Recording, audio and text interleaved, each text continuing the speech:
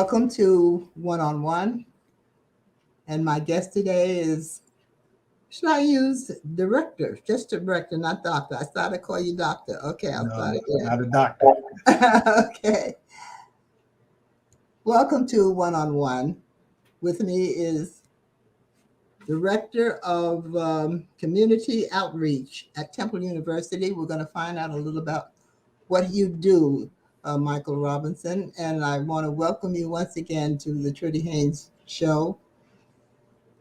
When we met the first time, we were talking about job hunting and Yes. how to go about getting the right kind of job or applying for the right position or the one that you want, if it's not even right, but the one that you want at this time. And now it seems like we have a little problem. We got jobs, but where are the people? So you're mostly concerned, I think, with students, and rightly so, because they are our future, and we need to be connected somehow. And so, where do we start now? We have plenty of jobs, it seems, but we don't have the people. What's going on? Well, the National Conference, I want to read something from the National Conference of State Legislators. They put out a recent report, and it says the U.S. labor market faces a paradox with both a record worker shortage and a high number of job seekers. So what we're seeing right now as a result of the pandemic, we see that there's a shortage of workers.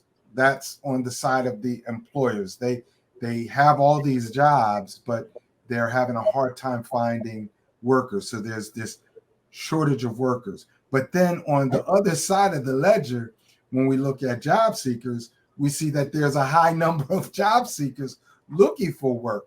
Oh, But we must ask, there's this paradox. Where can we, have the two come together and cross paths? And that's the challenge with a lot of employers these days. They're finding the worker shortage, but there are people looking for work. It's just that there's a disconnect in how these people are finding the job opportunities and if they're qualified for the job opportunities that are available, because that's another issue. There are jobs available, but are the people qualified and interested in those plentiful opportunities? Well, I'm going to be honest with you. I'm interested in our young men and women who have been looking for years, maybe for something to do, the right thing to get involved in, and couldn't find it. And now it seems that some of those opportunities have opened up because of COVID. I hate to say that, Mm-hmm. but should we be out there flooding those gates if nothing else? You're talking about with young With the young, applicants. yes, with the young market here. What's going on? Why can't they go to work? Do they want to, or it's just not the right opportunities? So the answers to the topic that we're talking about, these answers are layered. Uh, There's not a simple, answer to these questions that you and I are pondering today. I'll give you, for instance, the highest unemployed cohort in America are young people that are Black and brown. uh, Um, if you look at that age group of maybe 16 to 24, especially the teen group, teenagers from 16 to 19-year-olds, that's among African Americans is the highest unemployed category of people in this country. okay, Um, where are they? and I'm sorry, Where are they? they're unemployed. But I mean, they exist. They're doing something. Are they? Had they been working and don't want to go back to work? Well, Or some of them have been working, and some of them are unemployable okay, for a variety of reasons. And then when you look at the overarching unemployment situation in this country, there's a lot of people out there that's unemployed. Like, for instance, as of the last employment stats that were released in December just passed, we see that we have a really low unemployment rate, but still a lot of people unemployed. In terms of unemployed people, 6.3 million. That equates to 3.9% unemployment rate. That's really good. That's a really low unemployment rate. Really? So we can rejoice over that. But when you look at 6.3 million people, even though that's a low unemployment number, 6.3 million people is still a lot of people. That's a lot of people. And unemployed insurance claims kind of dropped for multiple reasons to 2.2 million. Now, one of the reasons why that unemployment claim has dropped, where people aren't even filing for unemployment anymore, is because some people have just raised their hand and said, to hell with it. It's so frustrating. I'm not even going to look for work. And, they've just literally have pulled themselves out of the job market, and they're not even applying for unemployment. And here are some of the reasons that they may still be sustained. Because the question you may ask is, if we have 2.2 million people who are on the unemployment rolls, what about the vast number of other people who are unemployed, the millions that are unemployed? How are they sustaining themselves? Many of them are spouses where the other spouse is working, and they get to, sit back and not work because they got a spouse working. Or in cases of dating, their boo is working. So, they're sustaining themselves through their spouse or their significant other. But there's a lot of people who have resigned because they were at retirement age and they just decided to call it quits. And so there's a lot of people now in terms of the employer community, because you had this great exodus of people retiring, and on top of the jobs that they're trying to hire for, now you have employers trying to scramble for these skilled jobs that are out there. The greatest number of people that lost jobs during the pandemic were people in low-paying jobs in hospitality. Wait. Hold it there, Michael. What do you mean by low paying? Low-paying jobs, typically the lower-paying jobs, the hourly thing, cleaning, yeah, elevated jobs that yes, where you don't need even a high school education. correct. Okay. And those jobs were hardest hit during this pandemic season we've been in, because a lot of those jobs went by the wayside. But those are the jobs that are essential. Like, you need cashiers at the supermarket, right? Because we got to buy our foods. You need people at retail, right? Because, we got to buy things, whether it's clothes or furnishings and that kind of stuff. And you need drivers. Yes, and you need drivers. And so these are the jobs that are plentiful, but yet these are the jobs that are experiencing the highest amount of hardship in terms of, the pandemic amplifying things.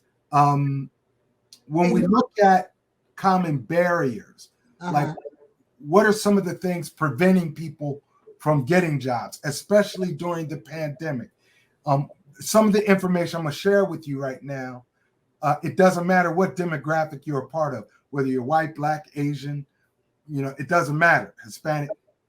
These are barriers that are affecting people in general, and they've been magnified with, issues attached to the pandemic. Criminal history is a barrier. Mm-hmm. Drug and alcoholism addiction, barrier. The companies are still drug testing. Now, some companies are becoming a little bit more relaxed with marijuana, because marijuana is now sold in Pennsylvania for medicinal purposes at official marijuana dispensaries. Mm-hmm. So some companies are relaxing their drug rule when it comes to marijuana. They're not testing for that. They're testing for other controlled substances. But that's going to be on a case-by-case basis. So I would advise applicants to be aware of that. And if they do have medicinal prescription marijuana, to make employers know about that up front and to prove that they have a marijuana card. Now, marijuana is still listed by the federal government as an illegal controlled substance. So you got some companies that, even though there are marijuana dispensaries, if you test positive for marijuana, they don't care that you have a marijuana card. There are some companies that still behold to the federal law that marijuana is still illegal. I bring that up because that's a touchy issue with a lot of employers. I see. Then you have barriers of transportation. You mentioned childcare. There are a lot of females disproportionately affected by this pandemic that are unemployed because they're head of household. And if they have children that are school age, what do I do about my kid getting to school, getting back to school? If they have mandated virtual school, how can I make sure that my kid is taken care of and supervised properly while I go out and make a living to keep a roof over our heads? But I want to call you doctor because these are things that help. I mean, you didn't have these things. You had these problems before, and right now you have them even worse. So, well, you may have had them before, but as I mentioned, they're amplified now with the complications of, what's happening with the pandemic, because now you have child care agencies being affected because worker shortages in child care, because you got people that don't want to be around kids because kids get sick, kids are germy, kids and so you now have child care workers that are fearful that if I'm around kids, because kids are like germ factories. They got snotty nose, they get colds, and what's to say that cold isn't a symptom of a COVID infection? And so you now have people that were normally working in childcare that are like, nah, I'll take a timeout. I don't want to work in childcare because I don't want to risk the fact that I could get infected. And now you have a lot of people that have that mindset because they're taking care of an elderly parent or an elderly loved one, and they don't want to risk getting infected, bringing an infection home to the person they're taking care of. So this issue is layered. And then when you look at some other complications that create barriers for people, insufficient education and training. Yes, there are a lot of jobs, but are you qualified? If you're not qualified, are you willing to get the skills and the training necessary to ramp up so that you are eligible and qualified for some of these higher skill jobs that are available? And then gaps in employment are a no-no. I tell people, if you're unemployed, the best thing you can do for yourself to eliminate gaps of unemployment, because that always works against a candidate, is to volunteer. Volunteer your time somewhere at an organization, whether it's a church, a nonprofit agency, your state representative's office, but volunteer somewhere so that you're eliminating the gaps of unemployment.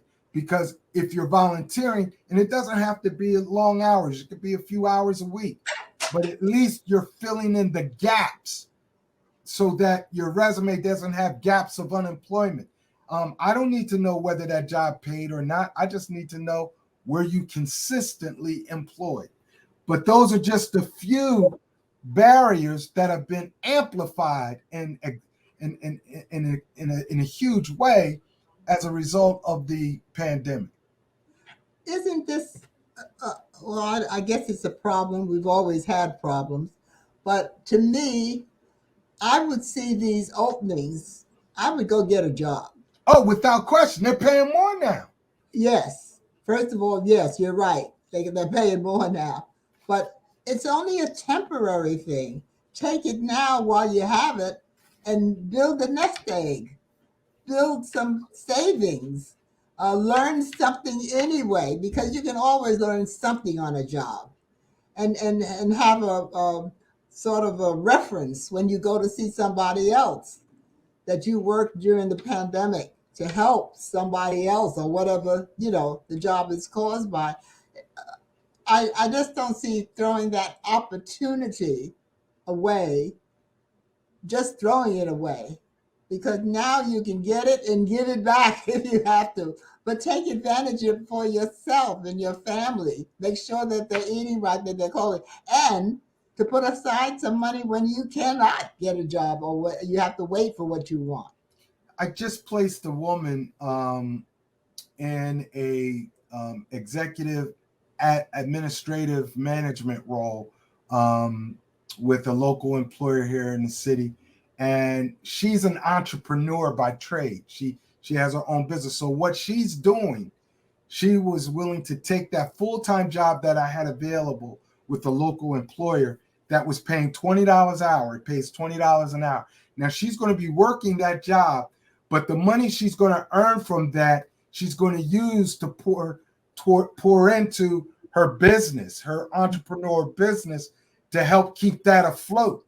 And so even for the entrepreneur right now, these are good times to take advantage of the higher paying wages that companies are paying. You have McDonald's for other, and for an example, in certain places of the country, McDonald's was used to being one of those employers that paid minimum wage, right? Yeah. You got McDonald's now in many places of the country paying $15 or more. $15 or more. $15 an hour is a livable wage. Paying $15 or more for somebody flipping burgers or for a cashier position where you could work that job full time. Now, that doesn't take a college degree. And so for somebody who's but wait a minute, it can be used for a college degree if that's what you want when you get through with it. I'm sorry?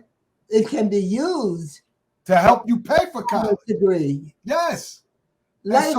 So to your point about, the higher wages that are being paid right now, this is the best season. I'm 61 years old this year.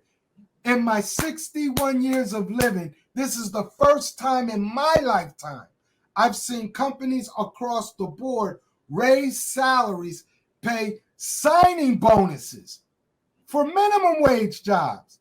Yeah. Signing bonuses were typically reserved for executive level positions. But now you have signing bonuses for minimum wage jobs. Signing bonuses of $500 or $1,000 for some minimum wage jobs. You got signing bonuses now being offered for people to become waitresses and waiters to be paid. So this is the best opportunity. This is the best time in my lifetime that I would advise anybody looking for work to get the skills training you need. So enroll yourself in any of these free training programs, OIC, Urban League of Philadelphia, Career Link, those kinds of places that are offering free training programs, Aspera, Esperanza, Congreso, those kinds of organizations in the city, Job Corps, those organizations are offering free training programs. And in some cases, certifications that you normally would have to pay a couple of grand for, where many of these organizations are offering some programs for free. And so this is the prime time to get trained in the skill sets that you lack so that you can be eligible for some of these higher paying jobs. And you can learn so much. And another thing, a lot of these jobs play favoritism. If you've been there for a while, they kind of spot you for something else. You don't know, for higher position. You don't have, what I'm trying to say is this is a beginning, not an end. That's correct. You don't have to stay in these jobs for the rest of your life, but you can always learn something from anything that you do. And you can always meet people wherever you go to work because somebody else knows somebody else. And things are going to leak out. Oh, over in so-and-so place, they're looking for so-and-so and so. I mean, but if you stay by yourself, just walking the streets, that's not doing you any good. No good at all. The district attorney's office has a guy that works there. His name is Gregory Lamar Stewart.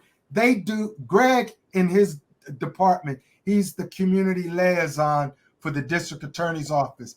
That man, for the last 3 or 4 years, before the pandemic, he's been doing monthly job job fairs through the district attorney's office, where he goes to areas of the city, West Philly, North Philly, South Philly, eastern part of the Philly, and even the Northeast. He goes to sections of the city that are experiencing high unemployment, and he hosts monthly job fairs where he brings employers to these locations to do job fairs, because you have agencies like the district attorney's office that get it. If you have people working, they got less time to do crime. They're not trying to do crime.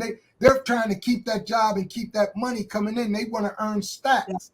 And so if they get it, people need to understand this is the time to strike while the fire is hot. Let me give you some examples, Sister Trudy, of reasons why some people change careers. And if you are a career changer right now, this is important information that I'm about to share with you, because these are some reasons why people change jobs. Now, if there's somebody watching your show who works for a company, they better be aware of what I'm about to share from the U.S. Department of Labor, because these are reasons why people are making career changes.